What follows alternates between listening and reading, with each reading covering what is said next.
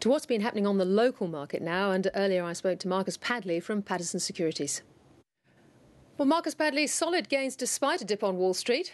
Yes, Ticky, the Wall Street performance looked bad, down 88, and you would have thought our market would go down on the back of that, but we were up 43 in the end. And it's all down to the fact that when we went home yesterday, we'd had a 1.5% fall, and the Dow futures were down 200 points. So, in fact, overnight to see the market only down 88 on Wall Street was a bit of a relief, if anything. And the other factor yesterday for our big fall was there was a $900 million line of Transurban placed.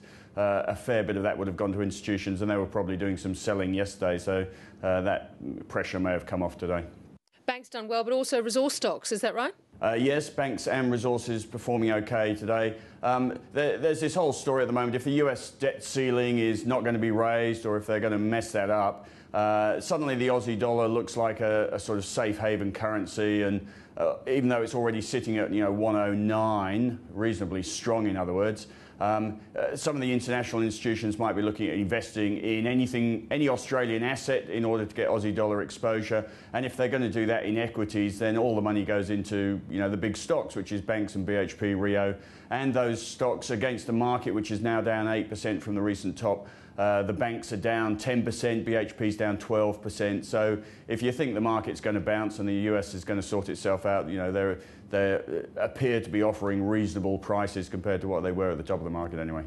Now, good start to the profit reporting season with construction and mining company Alesco Corporation putting out its numbers. Yes, although Alesco is only a sort of 250 million market cap company, the stock was up 5.6% on the results. I suppose it is a good start to the results season, but the results season, although there are a few companies this week, I think Rio's interims are the biggest next week. It really doesn't get going till the week after that, where we've got CBA and Telstra reporting, and then we've got BHP coming up later than that. And, from all accounts, BHP is going to produce a record profit. The resource is probably going to have good results. The banks are unlikely to have bad results.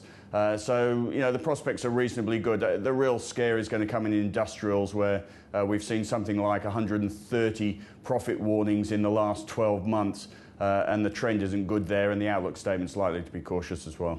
What about IPOs? We're halfway through the year now. What's the outlook for new floats? Well, not good, really. We saw the Barminco IPO pulled recently. We also have seen this Tiger Realm Coal, I think it's called, the Owen Haggerty IPO, was originally looking to raise 200 million and have a market cap of 500 million. That appears to have been cut back to raising 30 to 45 million and having a market cap of 200 million. It's not the environment after the market's fallen 10% to be selling your stock. It does amaze me, though, that IPOs are repriced and pulled because the market's not right. It obviously tells us that the whole of the market is about timing, and fundamental value isn't really the issue.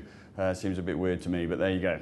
But I guess in all this, all eyes would be on the US debt ceiling negotiations, wouldn't they? Absolutely. And an interesting little development today has been somebody apparently took a $1 billion bet in the US futures market on treasuries, which was basically a bet that the US is going to lose its AAA rating. So everyone's guessing that somebody has inside information that they're not going to sort this debt ceiling out. Anyway, we will see.